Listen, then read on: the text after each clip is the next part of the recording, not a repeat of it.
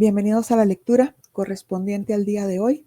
Estamos leyendo hoy el capítulo 7, Los regalos del reino, en la sección octava, La creencia increíble. 1. Hemos dicho que sin proyección no puede haber ira, pero también es verdad que sin extensión no puede haber amor. Todo ello refleja una ley fundamental de la mente y por consiguiente una ley que siempre está en vigor. Es la ley mediante la cual creas y mediante la cual fuiste creado. Es la ley que unifica al reino y lo conserva en la mente de Dios.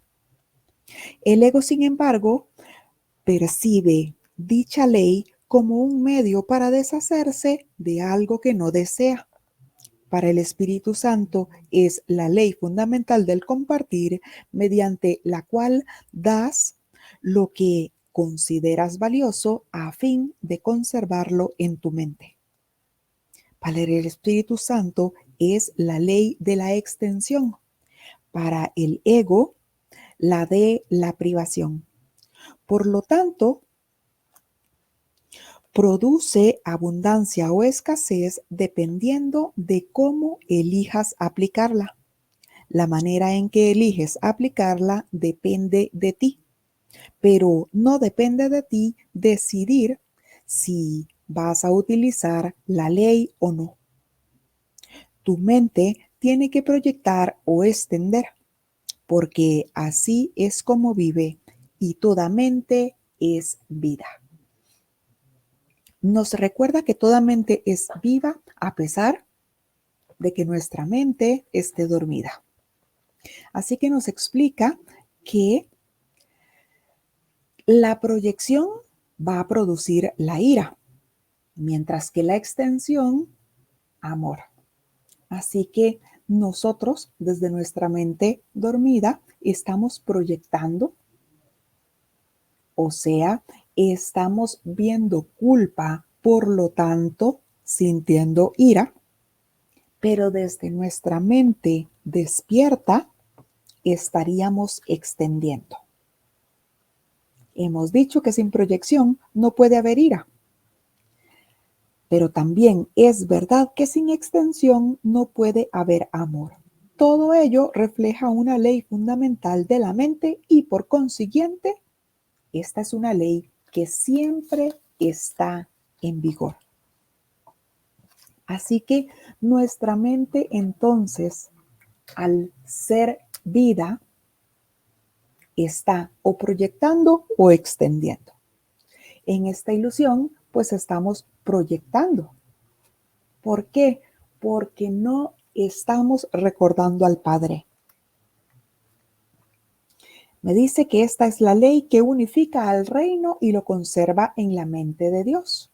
Así que la mente está siempre creando, ya sea creando falsamente como lo hacemos aquí en esta ilusión, o bien creando, siendo co-creador con Dios en el cielo. Pero me dice que el ego percibe esa ley como un medio para deshacerse de algo que no le gusta. Para el Espíritu Santo es la ley fundamental. Lo que doy, lo conservo. Por eso siempre doy lo que quiero conservar, porque quiero que se multiplique y quiero conservarlo para mí. Quiero verlo multiplicado, por eso lo doy. Mientras que el ego me dice que si estoy dando algo, pues lo voy a perder y será otro el que lo va a ganar. Porque se maneja en las ideas de abundancia y escasez. Así que si estamos dormidos, pues siempre estamos proyectando. Y me dice que toda mente siempre o proyecta o extiende, porque esa es la forma como vive y que toda mente es vida, aún estando dormida. Párrafo número 2. El uso que el ego hace de la proyección tiene que entenderse plenamente antes de que la inevitable asociación entre proyección e ira pueda por fin erradicarse. El ego siempre intenta perpetuar el conflicto. Es sumamente ingenioso en encontrar soluciones que parecen mitigar el conflicto, ya que no quiere que el conflicto te resulte tan intolerable que decidas renunciar a él. Por lo tanto, trata a toda costa de persuadirte de que él puede liberarte del conflicto, no sea que lo abandones y te liberes a ti mismo. Utilizando su propia versión distorsionada de las leyes de Dios, el ego se vale del poder de la mente solo para quebrantar el verdadero propósito de ésta. Proyecta el conflicto desde tu mente a otras mentes en un intento de persuadirte de que te has liberado del problema. Así que entonces me explica el uso que el ego hace de la proyección. Ya habíamos hablado de que ese es el plan de salvación que el ego me ofrece, que yo pueda ver en el otro las culpas que creo que están en mí, pero que las proyecte en el otro un poco más grandes, para que ese otro entonces parezca ser mucho más culpable, parezca ser más temible, parezca ser más malo. Pero eso no hace entonces que me libere a mí por completo de esa idea de culpa. Proyecta el conflicto desde mi mente hacia otras mentes, en un intento de persuadirme o de hacerme creer que con eso yo me estoy liberando del problema, que yo me estoy liberando de la culpa. Y me decía también, pues que el ego siempre va a tratar de perpetuar el conflicto. Si no hay conflicto, sencillamente el ego ya no tendría razón de ser. Si yo decido no ver diferencias, si yo decido reconocer que nadie es distinto a mí, que somos uno en el Padre, que somos la totalidad, ¿qué interés podría tener yo de ver esas diferencias o de recalcarle al otro algo que parece que no me agrada, que parece que me molesta, si ya lo reconocí como parte mía? Sería imposible que le esté buscando una y otra vez defectos a mi hermano si yo ya reconozco que es uno conmigo, porque eso sería estarme buscando a mí mismo todos esos defectos. Es por eso que me dice que el ego trata de perpetuar el conflicto, debido a que sin el conflicto, sencillamente el ego se silenciaría para siempre. Es sumamente ingenioso en encontrar soluciones que parezcan mitigar el conflicto, ya que no quiere que el conflicto nos resulte tan intolerable que decidamos deshacernos de él. Entonces, veamos cuál es la dinámica. El ego nos da el conflicto, nos hace ver esa diferencia, nos hace sentirnos en peligro, nos hace ver la enfermedad, creernos enfermos y hasta merecedores de esa enfermedad, pero por otra parte trata de mitigar ese conflicto. ¿Cómo? Pues diciéndome que si me tomo un analgésico voy a sentirme mejor, diciéndome que si me voy a vivir lejos de todos esos tóxicos, voy a estar mejor, diciéndome que si me ejercito más, que si me cuido más, que si me preocupo más por mí, que por toda la gente que parece hacerme daño, voy a estar mejor. Y empieza entonces a ofrecerme un montón de aparentes soluciones que realmente no solucionan nada. Si nosotros llegásemos a comprender que el ego no sirve para nada, que el ego no nos aporta nada, que todo lo que nos trae es conflicto y más ilusiones para solucionar ese conflicto, pues sencillamente nosotros voluntariamente decidiríamos deshacernos del ego, es decir, silenciar su ruidosa voz para siempre. Pero el ego es ingenioso, me dice, y no quiere eso. Así que entonces me da el conflicto y por otra parte me da una aparente solución. Pero ya sabemos que no es más que un paliativo. Ya sabemos que no es más que otra ilusión tratando de arreglar las ilusiones de error en las que estamos creyendo. Por eso me dice, es por lo que el ego trata de persuadirte a toda costa de que él puede liberarte del conflicto, no sea que lo abandones y te liberes a ti mismo. Así que el ego entonces ahora reconoce que yo estoy en un camino en el que quiero tener paz. Y es muy probable que me traiga muchas más ideas de conflicto, pero también junto a esa idea de conflicto va a traerme una aparente solución. Pero ya sabemos que ninguna de esas soluciones realmente va a acabar con el conflicto, porque el conflicto está ahí posicionado en mi mente. Es un pensamiento constante en mi mente. Es decir, hasta que ese pensamiento no se erradique por completo, pues yo seguiré viendo entonces todas esas ideas de error. Veré las aparentes soluciones y muy posiblemente pruebe esas soluciones que el ego me ofrece, pero llegaré a lo mismo, nuevamente a la idea del conflicto representada una y otra vez en lo que parecen ser situaciones diferentes, en lo que parecen ser personas diferentes, en lo que creo que son formas distintas. Pero es el mismo conflicto perpetuado porque el pensamiento sigue vigente en mi mente.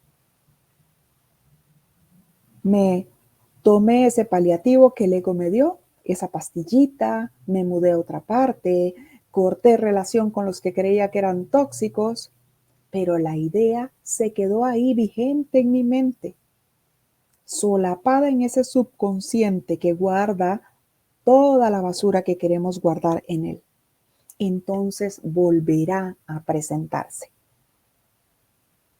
Es por eso que el perdón que parece que el ego me ofrece no sirve de nada, porque conserva la idea de victimismo, conserva la idea de diferencia, conserva la idea de que hay gente que necesita mi perdón y yo creo que estoy en una posición privilegiada para poder ofrecerlo.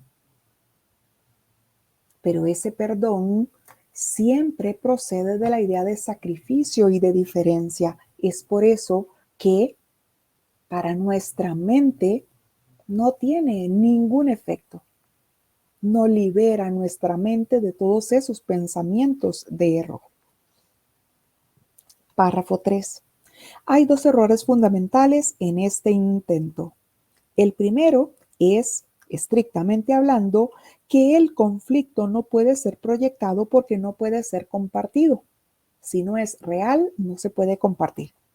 Cualquier otro intento de conservar una parte de él y deshacerte de otra no tiene realmente ningún sentido. Recuerda que un maestro en conflicto no es un buen maestro ni tampoco un buen aprendiz. Sus lecciones son confusas y el valor de transferencia de las mismas se ve limitado por su confusión. El segundo error es la idea de que puedes deshacerte de algo que no deseas dándoselo a otro. Dándolo es precisamente como lo conservas. La creencia de que viéndolo fuera de ti, lo eliminas de tu interior es una distorsión total del poder de la extensión. Por eso es por lo que los que proyectan se preocupan tanto por su seguridad personal. Temen que sus proyecciones van a retornar a ellos y a hacerles daño, puesto que creen haberlas desalojado de sus mentes, creen también que esas proyecciones están tratando de devolverse o de adentrarse en ellas. Pero como las proyecciones no han abandonado sus mentes, se ven obligados a mantenerse continuamente ocupados a fin de no reconocer esto. Los dos errores fundamentales de toda esta creencia del ego, de todo lo que el ego me hace creer con tal de sostener la idea de conflicto son, primero, que el conflicto no se puede compartir porque sencillamente no es real. Recordemos que únicamente se comparte lo que es real y compartimos eso dándolo. Si no lo damos, no lo podemos compartir, es decir, no se extiende, no se multiplica. Ese primer error es creer que se puede compartir el conflicto. Entonces yo desde mi idea que guardo una culpa, creo que se la puedo poner a otro, para que ese otro se vea más culpable que yo. Por eso es por lo que los que proyectan se preocupan tanto de su seguridad personal. Temen que sus proyecciones van a retornar a ellos y hacerles daño.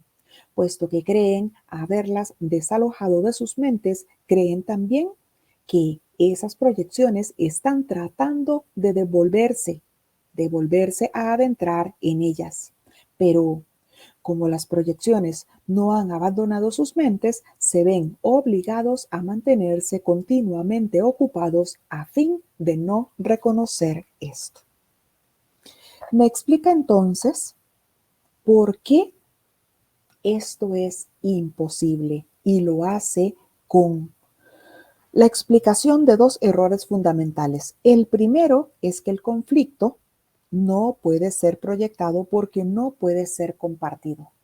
Yo no puedo compartir algo que sencillamente no existe y el conflicto no es una creación de Dios, por lo tanto no se puede compartir. No puedo compartir yo esa idea de conflicto con mi hermano. Y el segundo me dice que la idea de que nosotros podamos deshacernos de algo dándoselo a otro es también imposible. ¿Por qué? Porque dar es compartir. Porque dar y recibir son en verdad lo mismo. Porque dando es como conservamos. Nos aclara esa creencia increíble que tenemos nosotros ahora. Ahora, desde esa supervisión del ego, tenemos la creencia increíble de que endosándole a otro mis propias ideas de culpa harán que el otro se vea más culpable, más temible, más malo y que pues esas ideas de culpa no se vean tan fatal en mí. Pero me aclara Jesús diciéndome entonces que sencillamente eso no puede hacerse porque el conflicto, al no ser nada, no se puede compartir.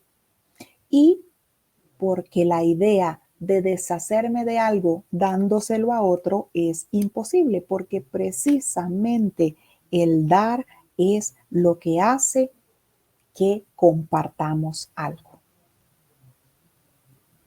Y se refiere al final de este párrafo a quienes parecen preocuparse tanto por esas ideas de conflicto, que creen entonces que tienen que protegerse, que creen entonces que tienen que estar cuidadosos, temerosos, siempre alertas. Y resulta ser que quienes parecen estar en ese estado de alerta, en la ilusión, con una supuesta intención de protección, es decir, una idea solapada de atacar cualquier cosa que parezca presentarse, son los que parecen estar viviendo más conflictos. Se protegen y se protegen y se protegen de una cosa y al final parece que eso siempre se les presenta, se les vuelve a presentar una y otra vez.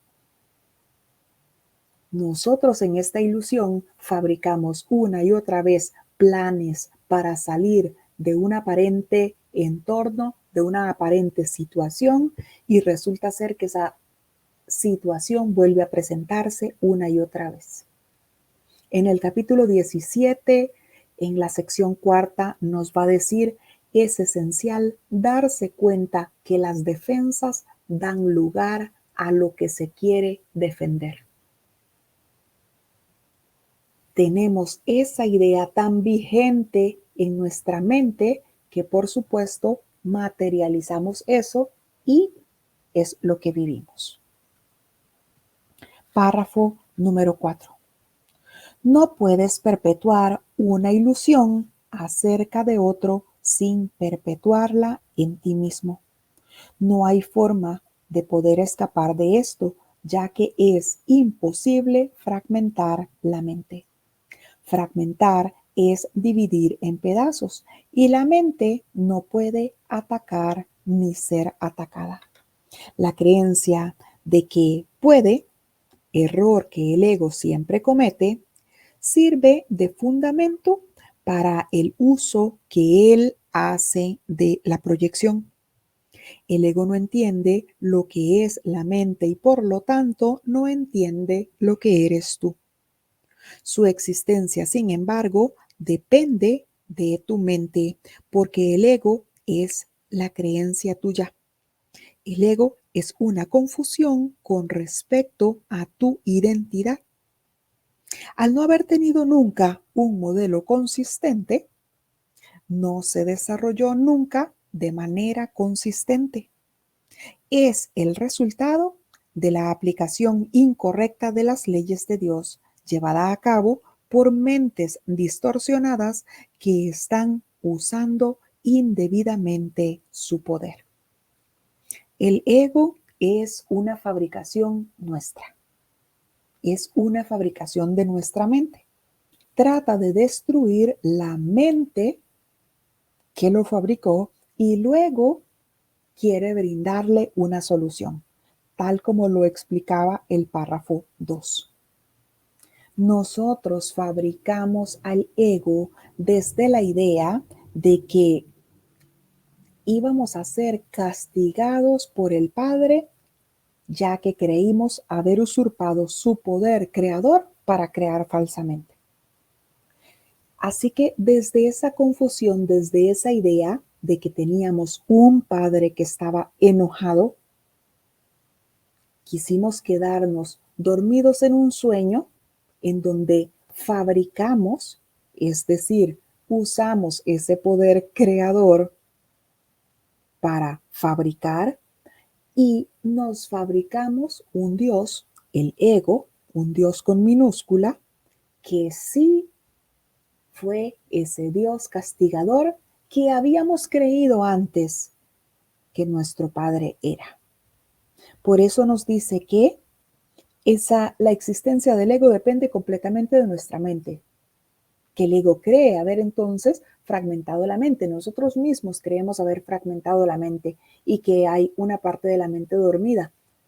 Cuando empezamos a estudiar este curso se nos aclaró que la mente es una, que es íntegra. Pero en el sueño nosotros creemos que la mente ha sido fragmentada. Y es entonces esa parte que creemos fragmentada, la que ahora está dormida, es esa parte de la mente la que ahora ponemos al servicio del Espíritu Santo. ¿Para qué? Para que nos guíe, para que corrija nuestra percepción y esa parte de la mente que se cree dormida vuelva nuevamente a recordar al Padre. Su existencia, sin embargo, la del ego, depende de tu mente, porque el ego es una creencia de tu mente. Nosotros lo fabricamos. El ego es una confusión con respecto a tu identidad. Lo fabricamos y creemos además que nos gobierna, que nos domina. Incluso hasta podríamos creer a veces que somos ese mismo ego. Al no haber tenido nunca un modelo consistente, se desarrolló de manera inconsistente. porque lo fabricamos desde esa confusión de que había un padre enojado porque habíamos usurpado su poder de crear. Por eso me dice que este es el resultado de la aplicación incorrecta de las leyes de Dios, llevado a cabo por mentes distorsionadas que están usando indebidamente su poder. Porque aún desde esa parte de la mente que se cree dormida, desde este sueño en donde estamos proyectando, aún así la mente con su poder creador sigue nada más que desde el sueño fabricando, pero no ha perdido su poder creador.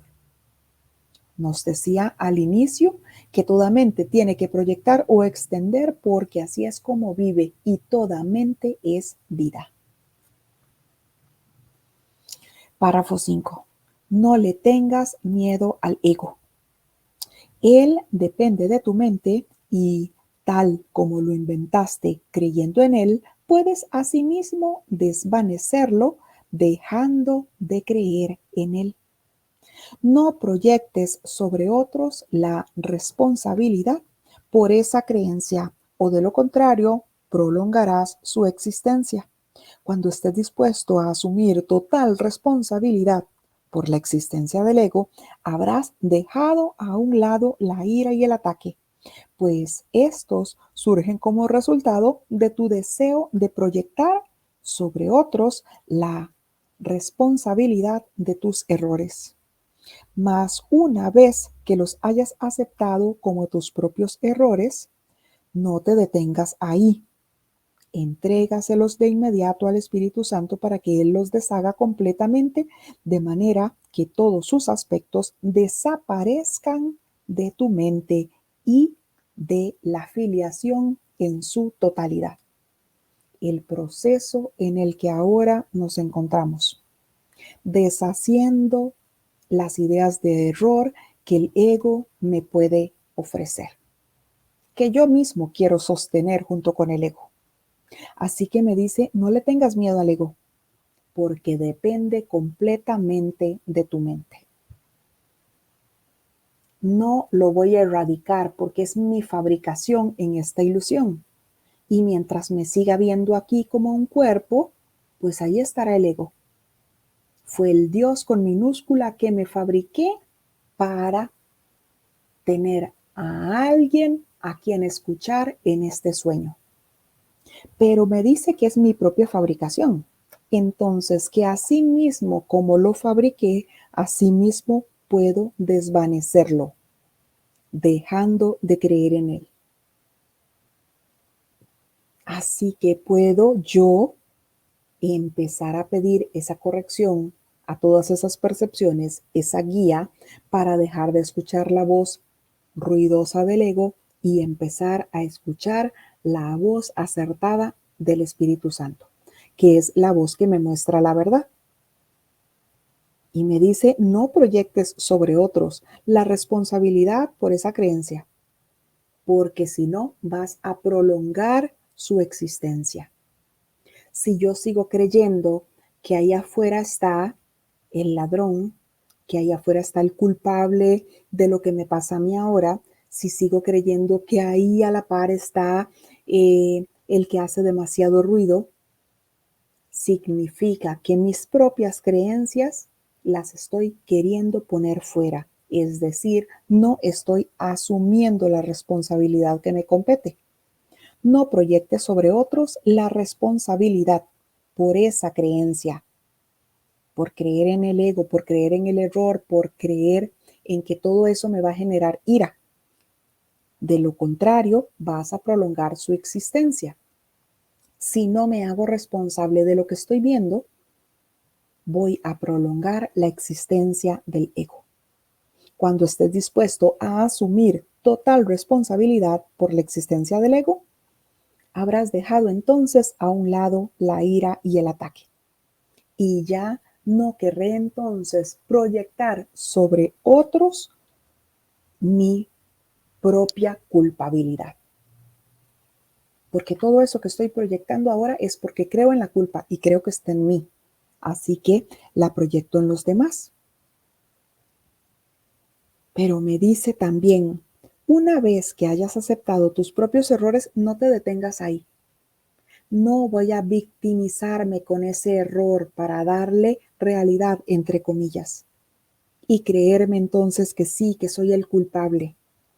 No, me dice, una vez que te hayas dado cuenta de eso, entrégaselo de inmediato al Espíritu Santo para que Él lo deshaga completamente. Ese es el perdón que nos enseña un curso de milagros.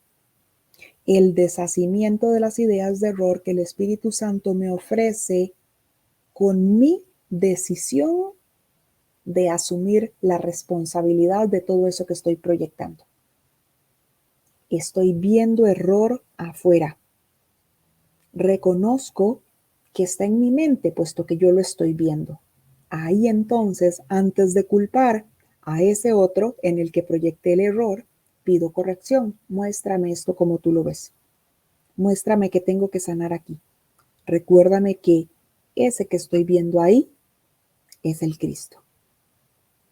Muéstrame que tengo que sanar ahí. Eso es entregarle de inmediato al Espíritu Santo todas esas ideas de error. ¿Para qué? Para que Él las deshaga completamente. Y me dice que los efectos de ese deshacer de todas las ideas de error hace entonces que desaparezca de mi mente todo eso que yo estoy experimentando. Los efectos de esas ideas de error que yo estaba viendo desaparecen. Entrégale de inmediato al Espíritu Santo para que Él los deshaga completamente, de manera que todos sus efectos, todo lo que yo estaba experimentando debido a esas ideas de error, desaparezcan de tu mente y de la afiliación en su totalidad. Si estoy yo decidiendo que quiero sanar, significa también que estoy ofreciendo sanación a la afiliación. 6. El Espíritu Santo te enseñará a percibir más allá de tus creencias, porque la verdad está más allá de cualquier creencia y la percepción del Espíritu Santo es verdadera. Te puedes olvidar del ego por completo en cualquier momento que así lo elijas, porque el ego es una creencia completamente inverosímil y nadie puede seguir abrigando una creencia que él mismo haya juzgado como no creíble. Cuanto más aprendes acerca del ego, más te das cuenta de que no se puede creer en él. Lo inverosímil no se puede entender porque no es creíble. Es evidente que una percepción basada en lo que no es creíble no tiene sentido, pero tal vez no hayas reconocido que dicha percepción está más allá de lo que se puede creer precisamente porque fue concebida por una creencia. Párrafo 7. Este curso no tiene otro propósito que enseñarte que el ego no es creíble y que nunca lo será. Tú que lo inventaste al creer que no es creíble, no puedes emitir ese juicio por tu cuenta.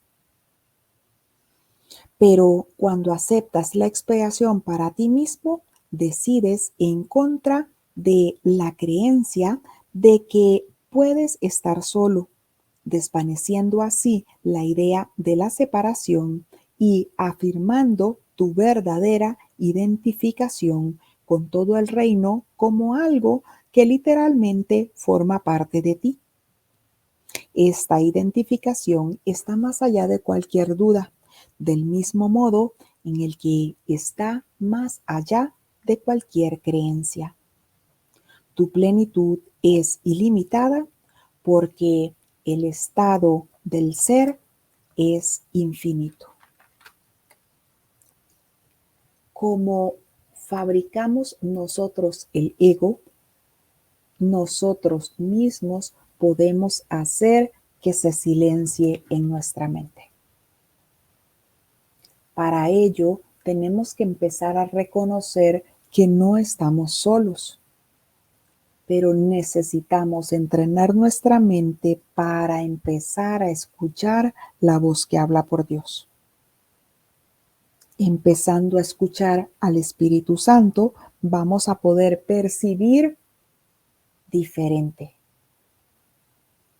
Empezando a pedirle al Espíritu Santo que corrija todas esas percepciones, ahora percibimos según nuestras creencias, según lo que nos enseñaron, según la vida que creemos haber tenido. Pero una vez que empecemos nosotros a pedir corrección sobre esa percepción, vamos a tener ahora percepciones corregidas. Eso hará entonces que podamos olvidarnos del ego por completo. Y nos dice que será así en el momento en el que elijas hacerlo. En el momento en el que nos demos cuenta que el ego es una creencia completamente inverosímil, que es algo sencillamente que no tiene ningún valor. Decidiré entonces silenciar esa voz. Y conforme vaya aprendiendo más a reconocer la verdad con la percepción corregida que el Espíritu Santo me brinda, voy a irme dando cuenta cada vez más que todo eso que me enseñaba el ego no tenía ningún sentido. Así entonces iré dejando mis ganas de conservar esa idea, de retenerlo como consejero. Y nos dice Jesús, este curso no tiene otro propósito que enseñarte que el ego no es creíble y que nunca lo será. Esa creencia increíble es que nosotros pues creemos en el ego y en sus consejos, porque es nuestra propia invención. Pero nos decía, así a como lo inventaste, así mismo él depende completamente de tu mente. Por lo tanto, puedes desvanecerlo dejando de creer en él. No le tengas miedo, nos decía el párrafo 5. No le tengas miedo. Y nos lleva entonces a asumir esa responsabilidad de mantener nuestra mente alerta para darnos cuenta cuando estamos proyectando y pedir corrección a esa proyección. Para recibir entonces esa corrección y ahora entonces que se encargue el Espíritu Santo de desvanecer por completo en mi mente esa idea que estaba ahí tan arraigada. Eso hará que se desaparezcan todos los efectos que esa idea parecía generarme. Y una vez que ha sanado mi mente, ofrezco esa sanación a toda la filiación. Por lo tanto, no solo sano yo, sino que sana toda la filiación con mi decisión de querer salir de esas ideas de error, con mi decisión de querer silenciar el ego, de que se corrija la proyección, con mi decisión de querer estar en paz en vez de tener la razón. Y así entonces el Espíritu Santo va enseñándome a percibir más allá de todas mis creencias, más allá de todo lo que creo ahora que sé. Me enseña a percibir correctamente. Me enseña lo que es la percepción verdadera. Hemos hecho la lectura del capítulo 7, los regalos del reino, en la sección octava, la creencia increíble.